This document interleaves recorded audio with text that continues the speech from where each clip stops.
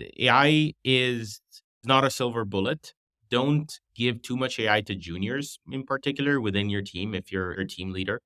It's very important for people to understand why a certain messaging is that way more than it is for the AI to understand it. The AI is going to easily understand with a few prompts and examples, but people must understand why we talk about a product in a certain way.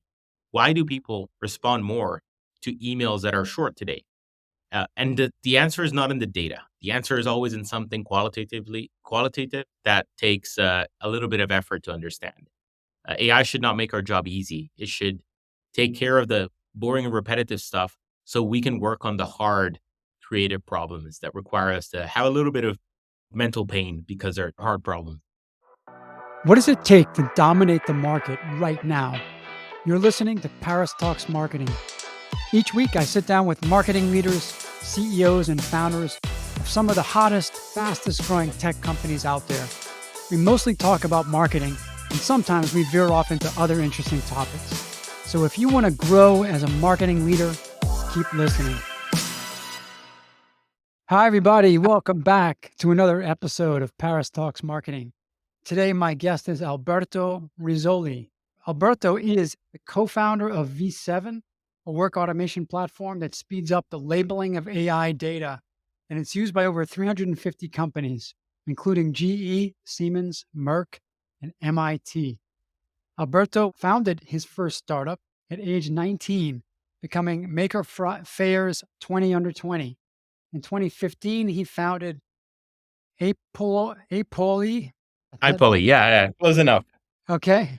With Simon Edwardsson, which was the first consumer app running convolutional neural networks on smartphones for real-time image recognition. That was a mouthful. It helped the blind identify 5,000 objects through their phone camera, used over 3 billion times. His interests lie at the intersection of AI and new human-computer interactions. And today he mostly spends his time on new product interactions unlocked by generative AI.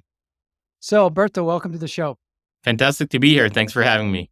I want to start off with what you were doing prior to V7, because this sounds really fascinating.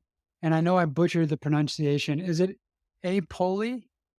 Aipoly, but it's spelled Aipoly. So people Aipoly. tend to have their own interpretation of the pronunciation often. Can you tell me what, And what does this do and what it, happened it to it? was an app for the blind at the core of it. The technology was truly fascinating. It was the first thing people could download on their phones. And then you would open the application, it would open up the camera, and whatever was in the viewport of the camera, Aipoly would speak it out loud. So if you had cup, it would say, hey, there's a cup. If you had a bag, it'd say there's a brown paper bag. And it would do this in real time. So you could wave your phone around and it would speak back at you based on what it sold. It had other features to help the visually impaired, like recognizing color, recognizing text. But these were, let's say, less innovative because at the time OCR was already commonplace than intelligent object recognition with a wide open vocabulary. And it was a very small ChatGPT effect, where ChatGPT was something everyone got on their phones. They started using it and they were like, wow, this can be used for my domain and my domain and my domain. And it had a similar appeal where it was targeted for the visually impaired. And that particular feature for the totally blind, which are a very small number of visually impaired people.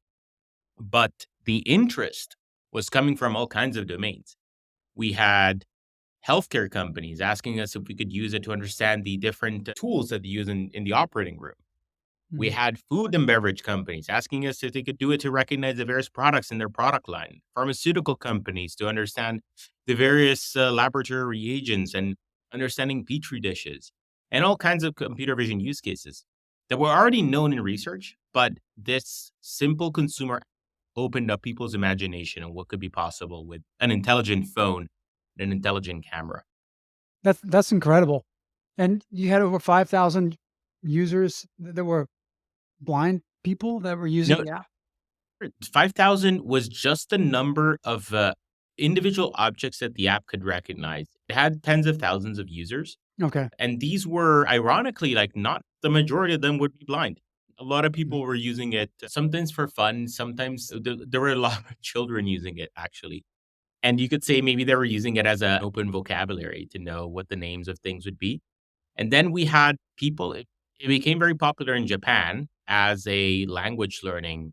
So people would point it at objects and it would speak to them back in English. So we introduced multiple language support. We simply naively translated everything using an API like Google Translate, translated the entire vocabulary of the model into different languages. And it became even more popular because people were pointing their phone at a chair and it would say chair in Arabic. They would point it at the shower and it would say shower in French. And it was a very fun way of learning languages. This was, in the earlier days of Duolingo and these apps. Mm. It was people were posting about it on Twitter that you could, learn any language using this app. And obviously, its primary use case was to help identify objects for people that couldn't identify them at all. And it fulfilled it, sometimes partially, because it's still a very hard challenge. But it shows the promise of artificial intelligence and the absolute breadth of application that it can fulfill. If you have a model that is smart enough, then you can use it for many different use cases. And this is what led us to V7 to make these models smarter and able to solve multiple problems within an organization. Mhm. So there was a pivot. How did things end up at Aipoly? So we closed the company in 2017. We changed its business model a few times because it was very hard. The accessibility market is quite hard to crack. And Aipoly was a venture backed company. It was hard for us to make significant revenue from the market of the visually impaired and totally blind. So we built other technologies using the core tech, and the company wound it down ultimately in early 2018. And we started V7 in late 2018 as part of many of the learnings that we had from Aipoly. And in part, one of the biggest learnings was that AI is very slowed down by the lack of training data and actually organizing training data, which are effectively the teachings that AI must learn, was the biggest obstacle towards making AI actually useful and applicable to various areas where it doesn't just know stuff that's from the general internet, but stuff that matters to you in particular. And we solved it by building products that automatically label data and that work with you to understand what you need to learn within any specific domain. Mhm. So what does V7 stand for? I'm curious. How did you come up with the name? Yeah, so there's 6 areas of the human visual cortex, V1 through V6. In V1, we developed this when we were primordial beings, and it just recognizes very basic shapes, like a horizontal line or a vertical line. And they're very similar to the early neurons inside a neural network, which only recognize vertical, horizontal, and very simple features. As you progress down the visual cortex, we have 5 more layers until V6, where we store information that is more complex, like the faces of our loved ones or the logo of a car. And we wanted to create a hypothetical V7 for intelligent machines so they could become smarter than us and recognize more things than we do as humans. Okay, so V7. That's a great name. Now, what can you tell me in a nutshell? What does V7 do? It allows anyone to develop AI that can solve a particular problem that is particular to you. It effectively learns from you and learns to automate part of your work. And our first product is called V7 Darwin, and it's a data annotation platform. Data annotation is when you have an image and you point out on the image what you want to identify. So if there's 5 cats and you want to make a cat detector, you put the boxes around the cats and then you tell the AI that you want to identify more of these things. And the AI understands that things that look like cats should be what you recognize. It's easy to understand in the notion of cats, but imagine you're building a Boeing 747 and all the parts of the airplane don't really have a name that are common to an AI. So you can't really explain it in text. You just have to show it and say, hey, I want to identify these things. And this allows companies to develop AI models that know exactly the problems that that particular company is trying to identify. Most companies are not trying to solve generic problems. They're trying to solve problems specific to problems that are unique and created from the ground up by them. Like in the case of an airplane, or if you're building a car, or in some cases, if you're identifying a particular part of the human body, like a pancreatic cancer, you have a device that is scanning the body in order to identify things in it.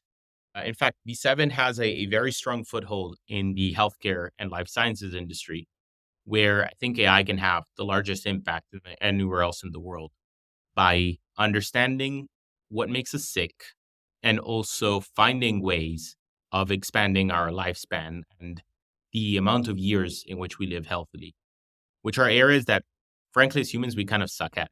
We take 9 years to understand the totality and complexity of the human body and become medical doctors. And it's already quite telling of how complex the human body is and how much we need AI to help us in both drug discovery and in healthcare diagnostics. Could you imagine a future where someone is using this as a co-pilot, like during surgery? If they open someone up and they identify something that looks bad, but they're not quite sure, then they can maybe even they can scan that and verify that this is pancreatic cancer, and they can like, confirm it. Is that one Yes. possible use case? In fact, V7 Darwin is already used to train AI models that are surgical assistants. They help in two ways. So, to explain how it works for those listening that are unfamiliar with how AI is trained, you every time an endoscope has been inside your body during a surgery, it's taken a video, and the company that has taken the video may or may not have the right to use it to train AI with it. It's not like your body is particularly unique to you. In essence, it's just we're all red blobs inside, and that video can be used to make AI understand one of the two things.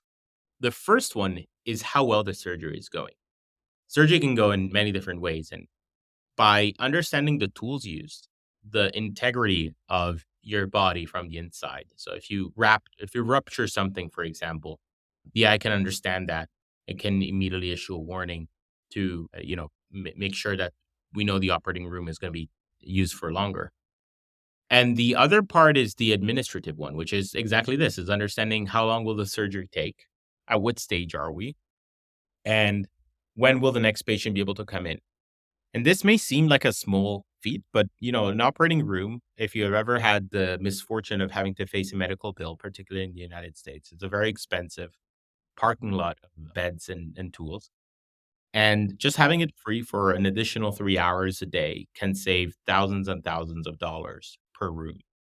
And this is something AI is excellent at. If it sees you suturing someone up, it can notify, hey, the room's about to be ready, and can do this in real time. And the question is then, okay, will we have robots that can perform surgery on us pretty soon? And we've seen things like intuitive surgicals, robots that do these fantastic small hand, there's viral videos of them suturing up a grape. These are inverse kinematic robots. So it means that there's a person on the other side, usually a surgeon, who is performing the surgery using some specialized gloves. Let's call them like that. And then the robot is able to emulate the same movements, but in small scale. So you're kinematically inverting. You're from big hands, you turn them into small hands somewhere else. So the human looks like you're operating on a watermelon, but the robot is actually operating on a grape. Very intuitive. How do we turn that into robotics? Now we need AI that can not just understand, but also act and control. And V7 has a product that's coming out in 2 weeks' time that will perform actions, and it will perform actions on the web and on the work that you're doing on a computer. So it can help you go through the more tedious and repetitive parts of your job and do them for you. But it doesn't yet do the next frontier even of AI, which is embodied AI, which is something that V7 isn't touching on yet. I think it's still very much in the R&D phase, but we're seeing some cool robots coming out that are understanding how to move in physical space using deep neural networks and using artificial intelligence. So I think that future is coming, but it will come to the logistics industry, to packaging, to moving bricks and heavy objects up and down stairs before it comes to very, very delicate areas like surgery or anything that involves operating with humans. Humans are very delicate creatures, and robots are. Well, that's kind of a relief because everybody now is all of the knowledge workers, the white collar workers are most threatened by AI, but it's good to see that the blue collar workers are also down the road, they're also going to be affected if this kind of robotic work comes into play. But not as soon as we think. I think we're going to see a blue collar revolution soon, where blue collar workers are finally going to get the praise that they deserve. I think we've gone like since the 90s, we've put white collar workers on a pedestal because they could do this knowledge work that is siloed within few institutions that can show you how to do it. And now, I think we'll see a future very soon where plumbers can start to earn more than software developers in some parts of the world. Mm. And I think that's interesting. I think it's pretty exciting. And, if capitalism works the way it should, then it will encourage us to then build robots that can do plumbing particularly well. It's going to be a cat and mouse game, but the next decade we'll see, I think, a rise of blue collar talent yet again. Yeah, that's really fascinating. What was interesting, what you said is alluding to the rise of these AI agents, that the next wave, well, the current wave that we're in and what V7 is doing right now is mostly it's about intelligence itself. It's about looking at something and being able to identify it with a high degree of accuracy and providing useful information in real time to various different use cases. The next iteration is that agents will be able to go out and perform those tasks independently. So you move from a co-pilot maybe to a solo pilot, perhaps. And with knowledge work, and in particular marketing work, because this is the theme of this show, I can imagine even in the next 1 or 2 years that a lot of the workflows in marketing can be replaced by these autonomous agents if you give them a very clear workflow. So let's say I want to go out and I want to scrape LinkedIn and I want to find, let's say, everyone who is a marketing director in a cybersecurity company. I can go out and have an autonomous agent who's trained on a specific workflow. You type in these keywords, you can go through it this way, you copy paste this, populate a spreadsheet. I think that we're probably not months away from that, from what I can see. Is that something that you all are also working towards? Yeah, absolutely. So I mentioned we have a product coming out in 2 weeks that helps you automate parts of your work, and it's Mm. applicable to the marketing sphere in the ways that you've described. I can't tease too much on it because it's still unannounced, but the long and short of it is that it's able to perform intelligent tasks at scale and very reliably through foundation models. So it's more reliable than interacting with GPT-4. It can learn from you in a better way, and it can perform tasks at scale. So if you need to write the description and copy for 10,000 products for an e-commerce website, you can do it using this product. Or if you need to filter through inbound leads and their messaging in a very intelligent way that goes beyond the discrete option that HubSpot or Salesforce gives you, you can use this product for it. And it's a reasoning engine that automates parts of your work.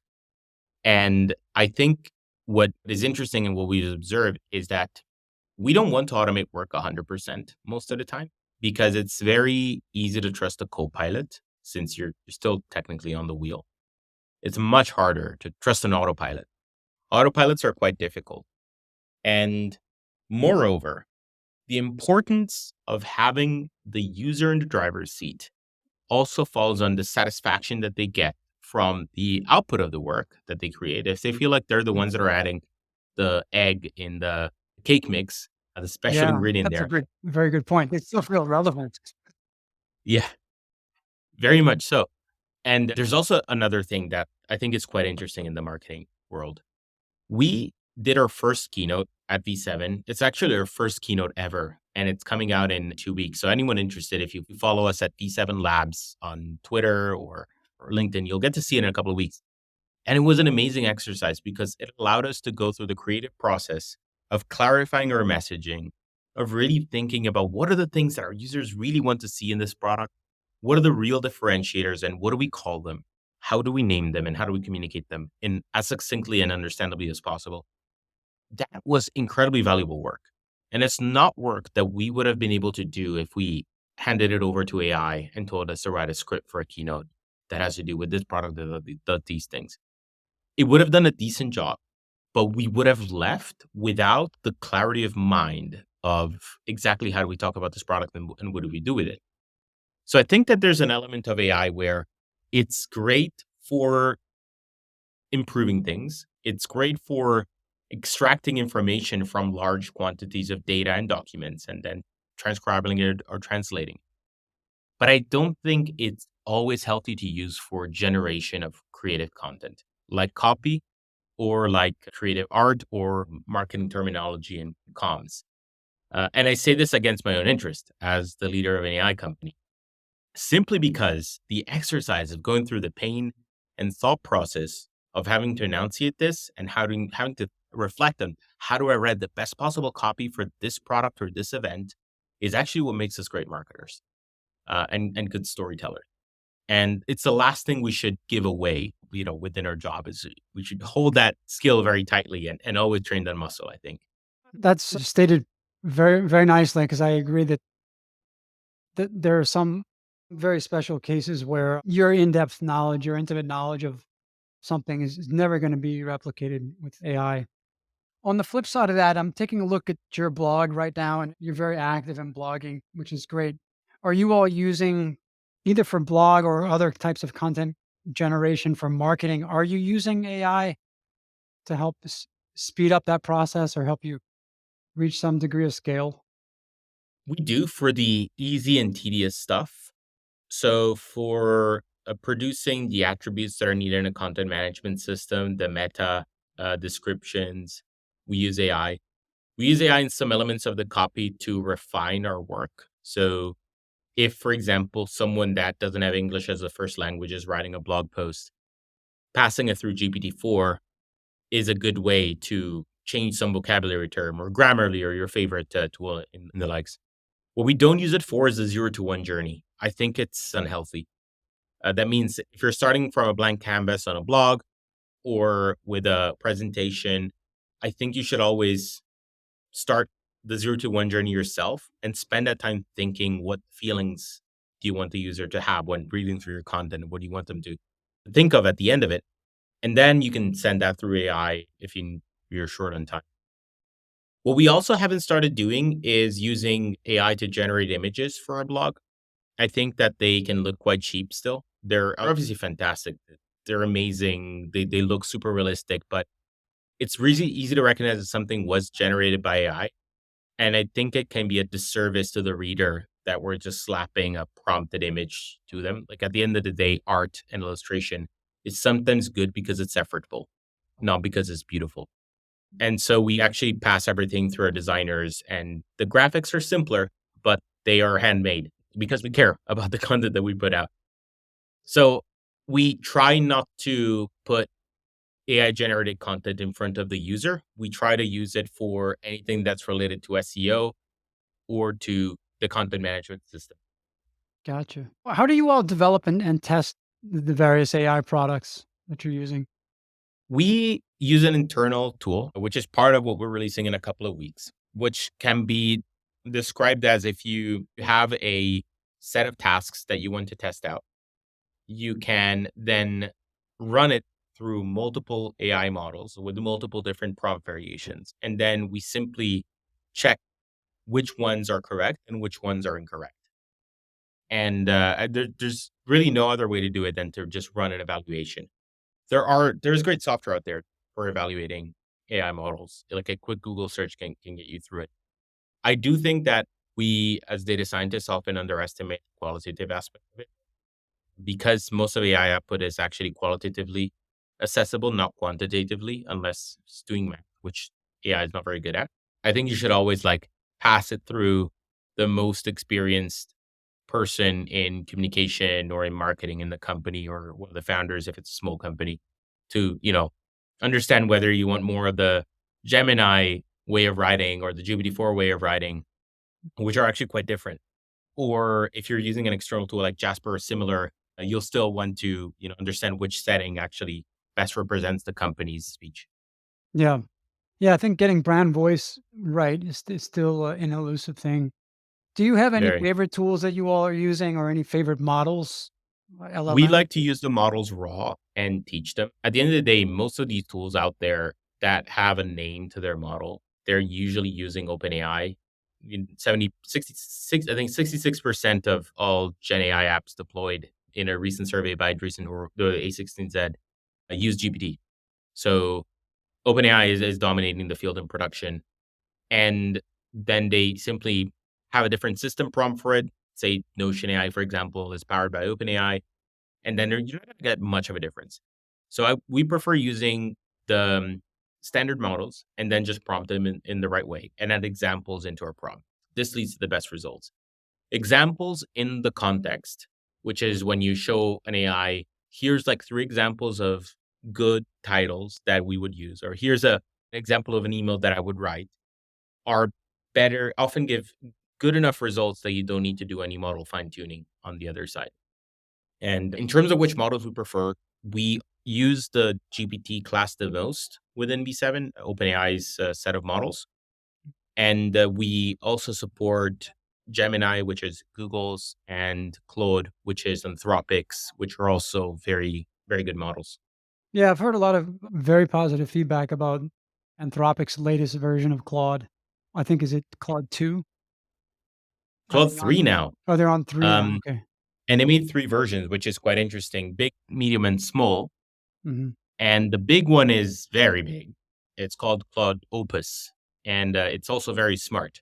It can, it can score maximum grades in an SAT test.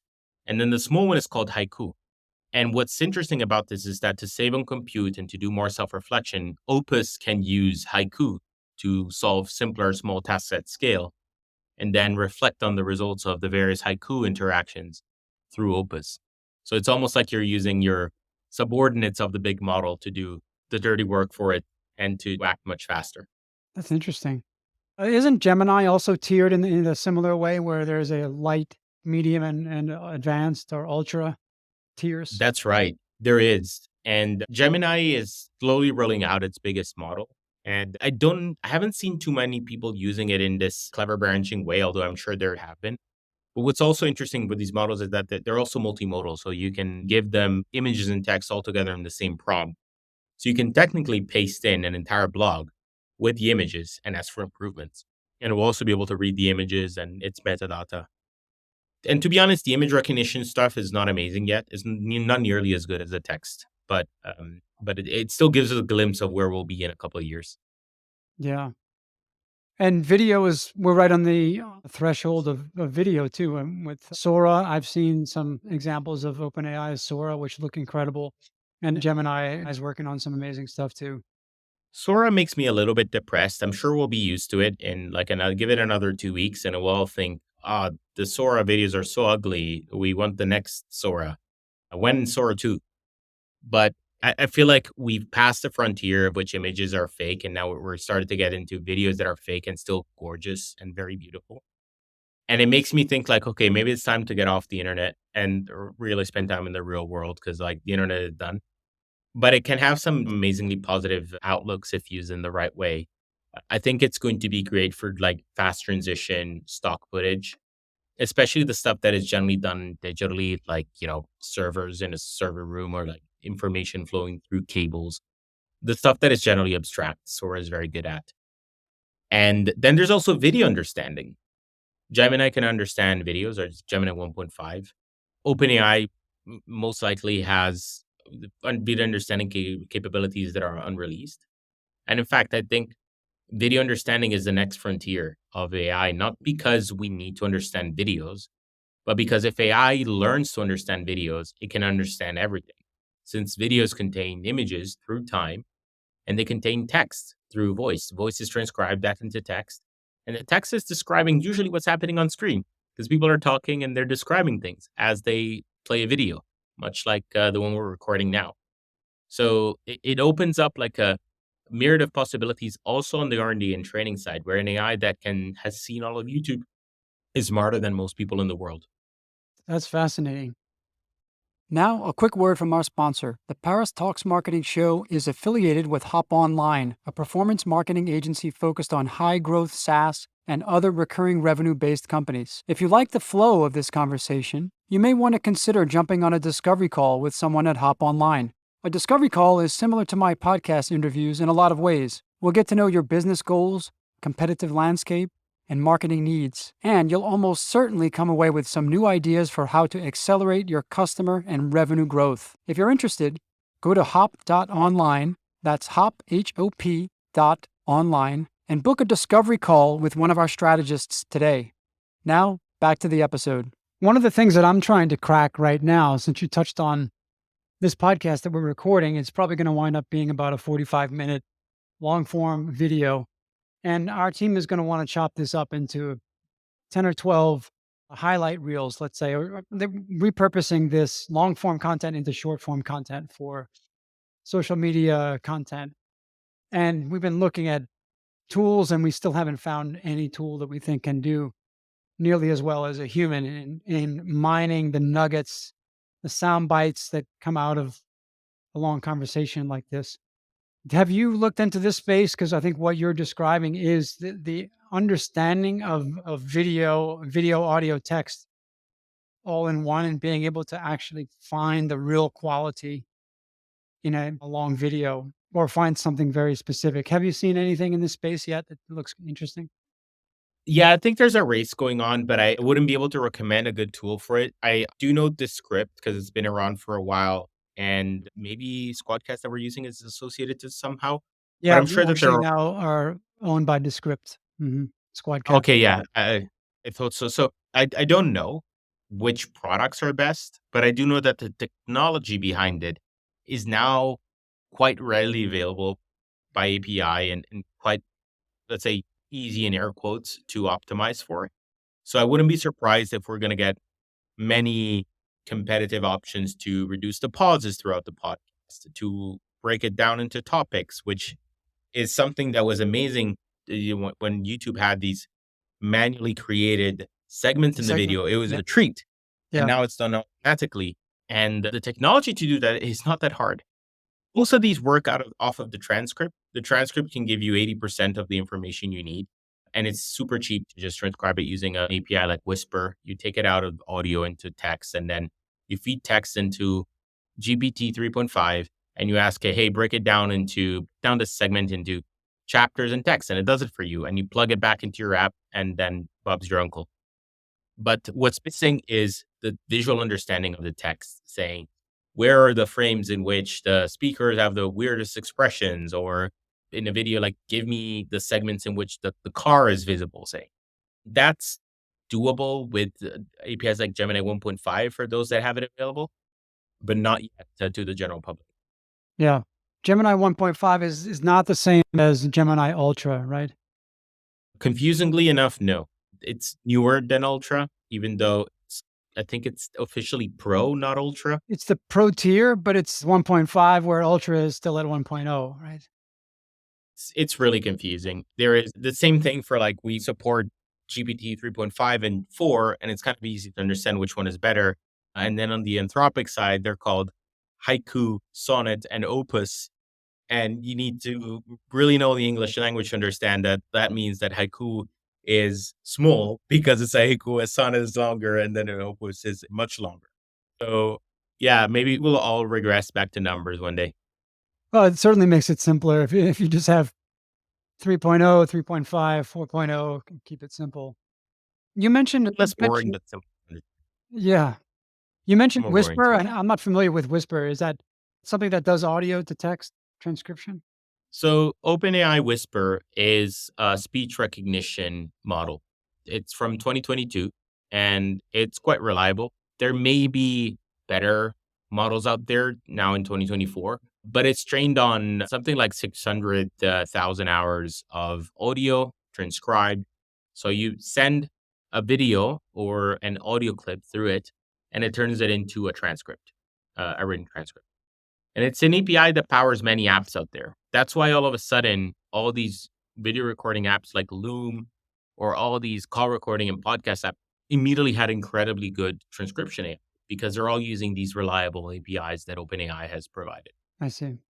Does that work right inside of ChatGPT 4, Whisper, or? GPT-4 doesn't yet accept video standardly, but if it did, it would most likely extract the transcript to understand contents of the video in Mhm. the same way in which when you send it an image, it applies OCR to it to understand the text on it. It's a more reliable way of understanding what's in an image to actually apply a computer vision model to do OCR than to just use the actual big model itself to understand the visual contents of it.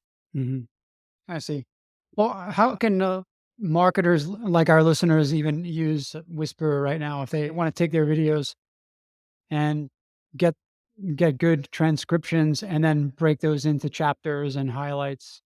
So I am just Googling it. I think there is people that have put an AI. There's whisperui.com. I do not endorse this product because I don't know it, but it seems like it's just a graphical user interface on top of OpenAI Whisper. You can drop in a file and it should turn it into a transcription.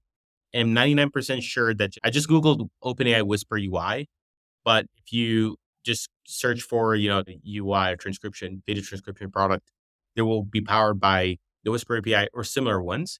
I think NVIDIA has one that they made open source, so there are options out there. And then I believe that these novel video editing software like Veed or CapCut also rely on this API to produce a transcription, and I think it's exportable. So there's multiple avenues if you need to do this at scale. What they don't do that the script does is like the editing on the actual transcript should lead to a corresponding edit in video, which I think is where some of the magic of these tools happens. Yeah, well, the script does that. I'm pretty sure. Yeah. Yeah. Yeah. And that's another thing that like tools that synthesize video like Synthesia or HeyGen are becoming quite good at, where you can change. You should be able to in a podcast just change my words, and my mouth should. It's very unethical, but it should change what I say with my mouth in case I need to redact something that I said. And maybe who knows, if you're watching this podcast, like none of this was actually ever said by me. It's all been Paris has just edited the transcript end to end, and and he's Yeah. manipulated the whole thing. Don't trust it. Um, I'm using HeyGen right now, and there's a Labs feature for personalized video where you can put in a script with different variables basically. So I can put in first name as a variable, the position, the company name, the city that you're in, and I can have a script and using these variables, and I can create personalized videos at scale. It's not working perfectly for me right now. I'm still in a support volley with them, but it looks really exciting. And at some point, I think, I mean, this is the future also of outbound marketing, which is personalization at scale. This is the holy grail that everyone is chasing. And I think that HeyGen and other tools like it are right. They're right at the forefront of all of this. And it's going to get to a point where users no longer are going to necessarily recognize, or maybe they won't even really care. Is this video that I'm watching right now, am I actually looking at something that Alberto recorded, or am I just looking at an avatar of Roberto? Even though he's saying my name, he's saying my company's name.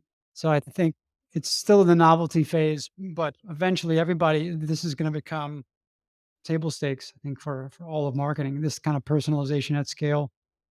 And then I wonder, how do great marketers then differentiate when everyone has access to these tools that can allow that granular personalization? What is it that can set exceptional marketers apart? That's the risky thing. Like we can't ruin it.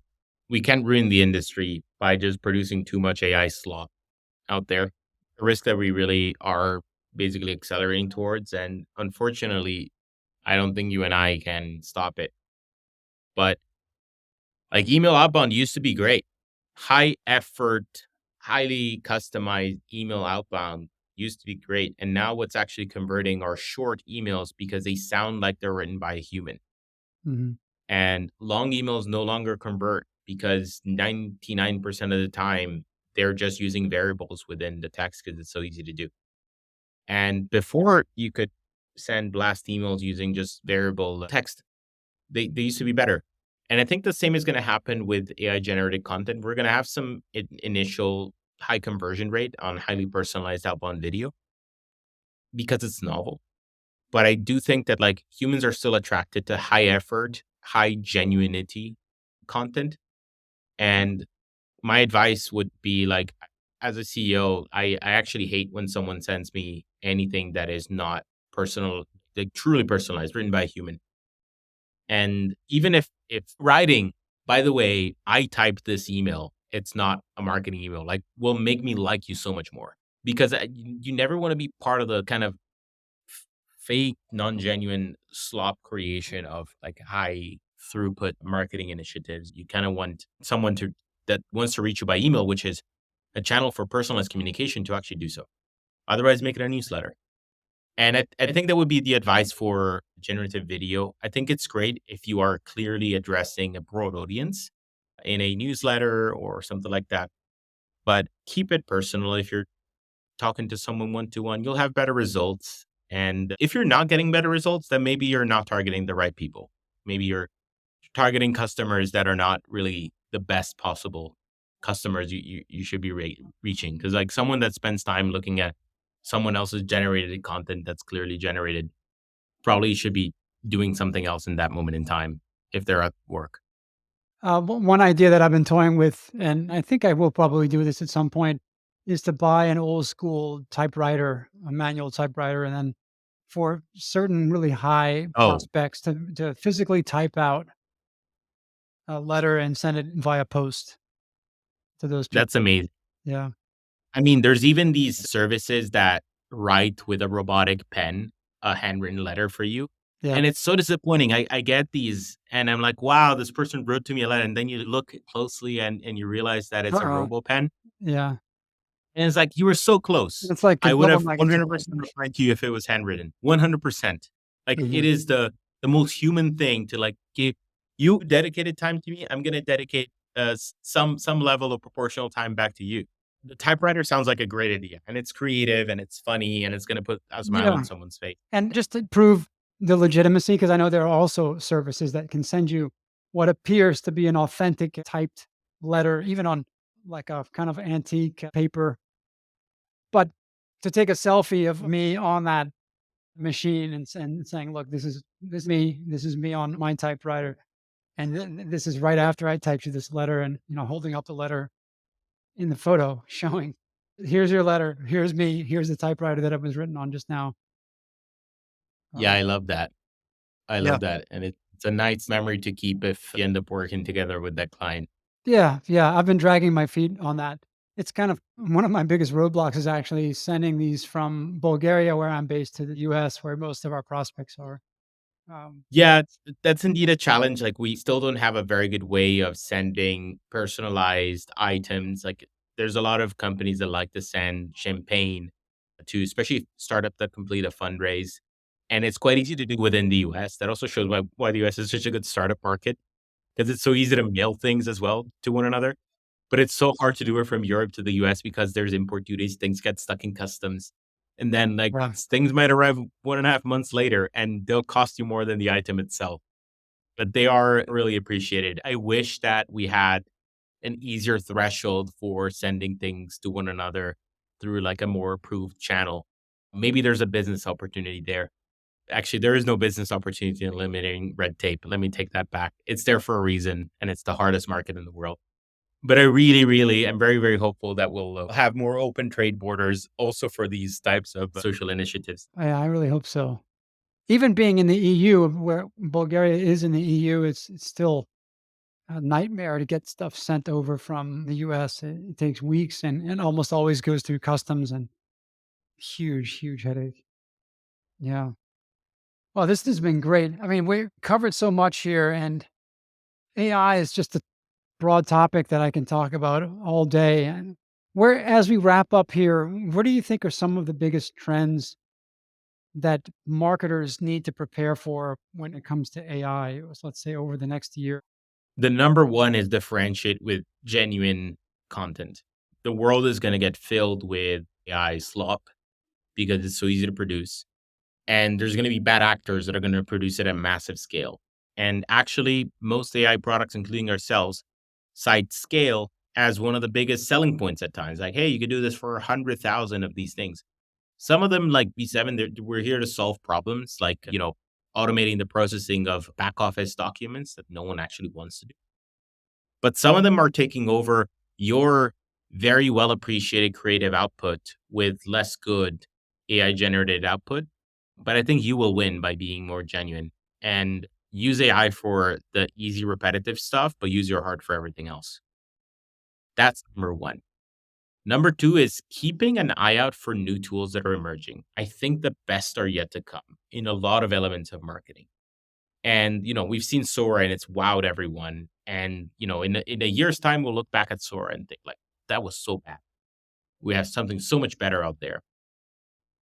And then the third is, also check us out in a couple of weeks. We might have something that's going to be really great for you as someone in marketing. And then, like, the last one is like AI is not a silver bullet.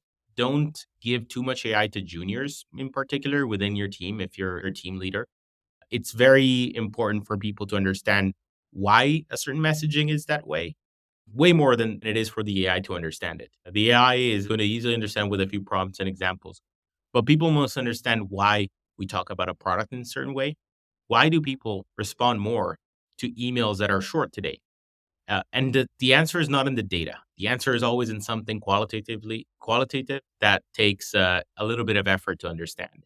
AI should not make our job easy. It should take care of the boring and repetitive stuff so we can work on the hard creative problems that require us to have a little bit of mental pain because they're hard problems. Yeah, that's great. You've alluded several times now to a big release coming in a couple of weeks for V7.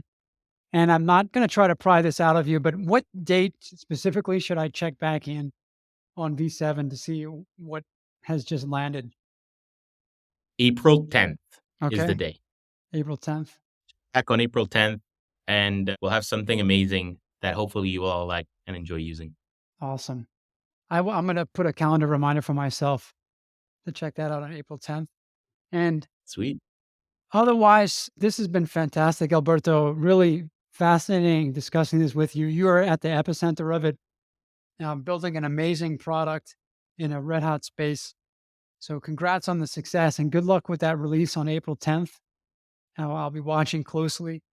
And as we wrap up, where can people best find you and connect with you online? I'm on Twitter at Alberto Rizzoli, all one word. And the company is V7, letter V for Victoria, number 7. And often our handle is V7 Labs because V7 is a highly sought after set of the single character and number, apparently. So find me online. And it's been an absolute pleasure to be here. Same here. Thanks for being with me, Alberto. Thank you, Paris. Another great episode in the books. Hope you enjoyed it. If you want to get notified when future episodes drop, be sure to subscribe to Paris Talks Marketing on your favorite podcast player. And to learn more about our growth marketing agency, visit hop.online. That's hop, H-O-P.online. Have a great day.